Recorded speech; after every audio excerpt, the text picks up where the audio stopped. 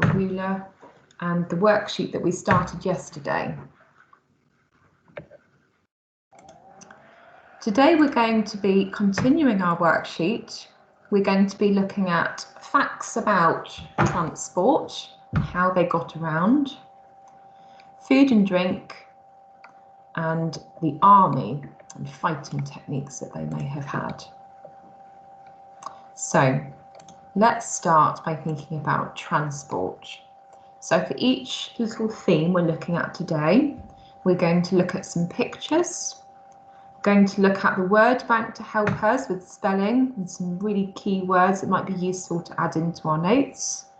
And we're going to be looking at a video as well that will give us some extra things and extra facts. I'd like you to be a little bit more independent today. I might draw your attention to a couple of things, and then I'd like you to have a think yourself about what do these pictures tell us about Roman times. Okay, so let's just have a look at this picture in the corner first. We've got a boat.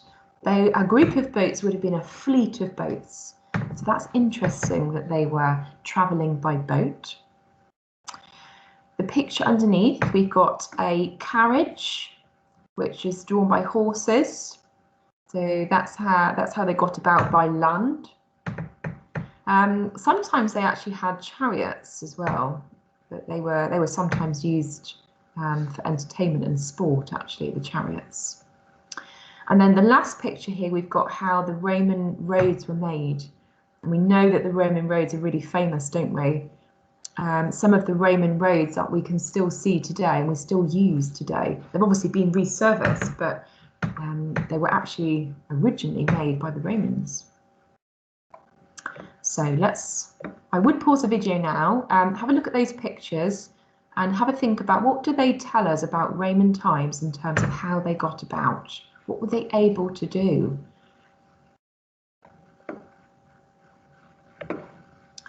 Okay, and now we're going to be watching a little video that will give us some more facts about transport.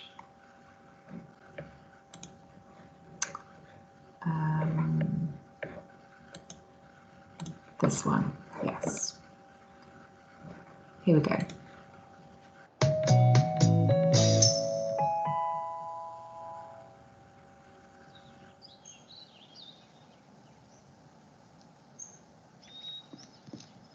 Have you ever heard the phrase, all roads lead to Rome? Well, just over 2,000 years ago, this was true. The Romans controlled a large proportion of the world. One of their many achievements was creating an interconnecting set of roads so that every part of the empire was connected to their capital city, Rome. When the Romans arrived in Britain, it was run by Celtic tribes who didn't have much of a road system.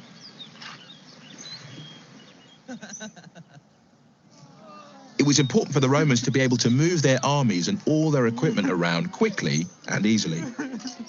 So they built roads that would allow them to march soldiers from one place to another by the shortest and safest possible route. The Romans built their roads in a very particular way. First, they would dig a trench, which they would layer with big stones, then pebbles and sand, then cement and broken stones before using neatly cut paving stones for the surface.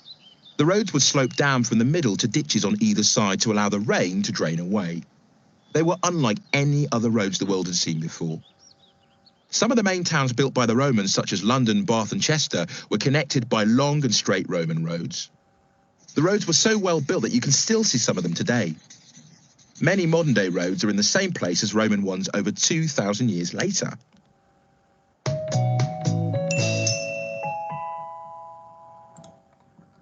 Okay, I would pause the video again and jot down any other notes that you just heard. Don't forget that if you want to wind the video back and have another watch of some of these videos, you are more than welcome to do that. So in this box, we should have quite a lot about the Roman roads. They were really famous at those times.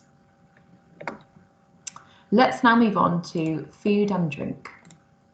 So let's have a look at what some of the food items the Romans used to eat. So you've got some pictures and some labels there to have a look at yourself. We've got another little list here. Interesting. Have a look at what do we eat now What types of foods did they eat and we eat now? And is there anything on there that you think, oh, we wouldn't eat that here today? Yeah, certainly a few things on there, aren't there? Interestingly, snails and dormice, they were delicacies. That means, the word delicacies means they were really quite rare. They were really special to have those sorts of foods for dinner or for whatever they used to have them for. So delicacies actually could be a word for our word bank, couldn't it? Actually, that's quite an interesting word. And actually, from the video we watched yesterday, we know that they used to have banquets. Banquets means like really big parties with lots of people over, and they'd all sit down and eat this, grand meal. They used to have lots of wine. There would be lots of guests. There would be servants in these villas that would wait on the people that were more rich. And so they'd have their food handed to them. They'd have their glass filled up with wine. And some of the foods were actually imported, which is interesting. I think we hear a little bit more about that in the video in a second. They had quite a healthy diet.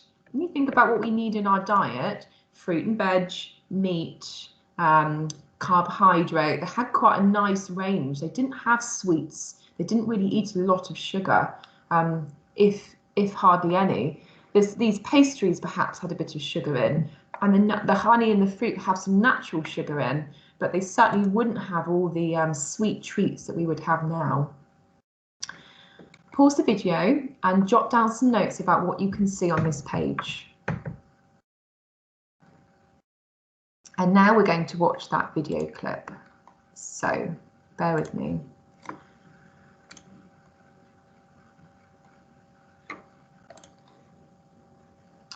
Sure we've got a different video this time. Well, for a start, 2,000 years ago, there were no such things as supermarkets, and as much as I'd like to tell you that the Romans invented the internet, they didn't. So a quick online shop would be out of the question too. But we know that the Romans ate well. An army has to eat well, and that their diet was a healthy one, with plenty of unusual and exotic ingredients. Well, compared to what the Caledonians were eating at the time anyway. Ah, pasta. We'll have some of that. Wooden tablets like these, discovered at one fort, list different foodstuffs. It's like their shopping list, basically. They mention dates, olives, and figs, which would have been brought in with them or were imported from overseas because they were completely unknown here at the time. They didn't have to import everything, though. They bred their own animals for meat or traded with the locals. And there was plenty of native fruit and vegetables here already, like turnips and apples. So there was no danger of them not getting their 5 a day. All right, I'm going as quick as I can. It's interesting that they had imported foods, wasn't it? I don't know if you know what the word imported means, but it means when they would have food and drink that came from different countries. And that reminds me of something that you might have written down in your transport box. I wonder how they got these food and drink from different countries when they weren't always there. They did invade lots of other countries, and perhaps that was a way, but they had a mode of transport, didn't they, which helped them get from different countries to different countries. And that would have helped them import these new and exotic, that's what the video said, exotic ingredients. Pause the video and jot some extra notes down. And the last little box we're going to fill out today is about the Roman army. So we know that Romans originated from Rome in Italy. And we also have been looking at how the army was a real help to them expanding their Roman Empire. And they conquered lots of different countries. And we can see that the purple blobs, that's where the Romans were, that's the areas the Romans controlled. We can see that the beige blob here, this is where the Celts controlled at this moment in time. Obviously they did go further, didn't they, the Romans? And then the green is land controlled by others. So we can already tell from this picture that the Roman army was strong. And we're going to learn a little bit more about them now. So Just some little captions really, so I'll read them out for you. Do follow my reading there if you can, and get ready with your pencil to write down some notes. So the start of the Roman army. Roman soldiers were grouped into larger numbers called legions. There were about 30 of these at different times. Legions were divided into 10 cohorts of 480 men. In other words, there was lots and lots of soldiers that made up this army. Their army was enormous. Now, some things to think about. Legionary training. So this is the training that these soldiers did. They learned to build camps, swim, sling stones, ride horses, mount and dismount horses, fully armed, with his shield and no stirrups. So these are the sort of things that the Roman soldier had to learn while they were training to be a soldier. They had to do a drill once a day, twice if he was a recruit. So like it was almost like fitness testing. They had to be really fit and really strong. They had to march 30 kilometers 3 times a month, wearing all the armor, which weighed 20 kilograms. That is really, really heavy. And we can see in this picture over on the right-hand side, the sort of armor this soldier would have worn. Really heavy. Imagine having to run a really long way wearing that. Would have been really tricky to do. And they had to learn to use a sword, a spear, and fight mock battles. That's like battles that weren't really real. They were just sort of learning battles with weapons, which had covered and they had covered tips for their safety as well. So they had to learn a lot about how to keep safe themselves, because obviously fighting other armies was going to put them into danger. So we've got some keywords here as well, so definitely use those, and we're going to hear some of those keywords in the video clip in a moment. Pause the video and jot down some initial thoughts into your notes section. Okay, and now we're going to have our final video for the day, and this is going to be about the Roman army. Bear with me.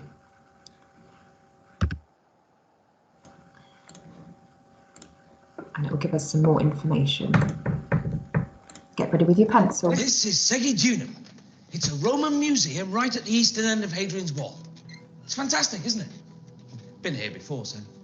Oh, yes. Excellent Roman remains. This might come in handy.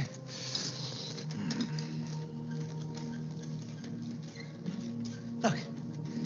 Great Roman objects, aren't they? How can you say that? Do people in the 21st century know how to look after anything? A Roman soldier who let his equipment get like that would be on latrine duty for a month. These are 2,000 years old. You can't expect them to be perfect. Yes, I can. The Roman army was a precise military machine. Disciplined, well-trained, with superior armor and weaponry. They would let the side down. Hey, I do know some 21st century people, though, who are, well, they're into all that Roman army discipline. And, well, you see, they dress up as Roman legionaries and they put on displays across Britain. Maybe you could inspect them, Sen. Hey? The Roman legionary was a fine fighting machine. He wore a highly protective helmet with guards for neck and face. His armor, made from metal pieces, was called lorica segmentata, and he wore hobnailed leather boots, ideal for any situation. His weapons included the gladius for one-to-one fighting, the pleo, a shorter backup sword, and the pilar, a long, deadly javelin. His shield was an excellent defense against all enemies.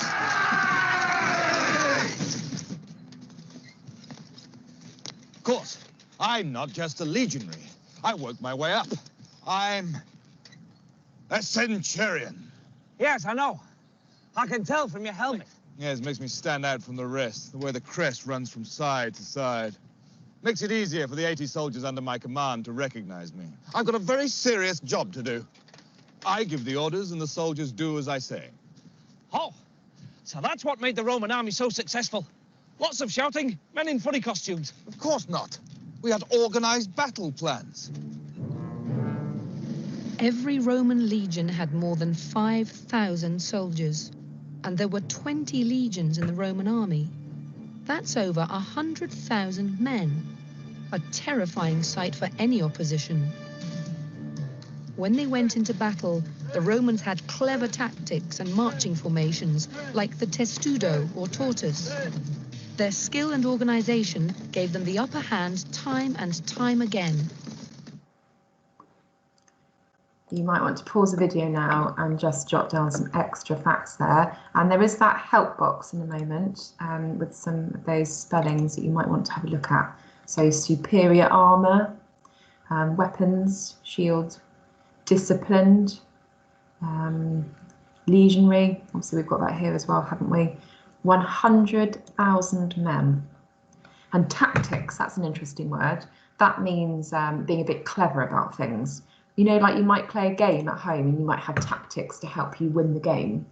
Or they would have tactics to help them win against another army and therefore conquer often a new area. Right, pause the video, jot down some extra facts, and I will see you tomorrow. Bye-bye.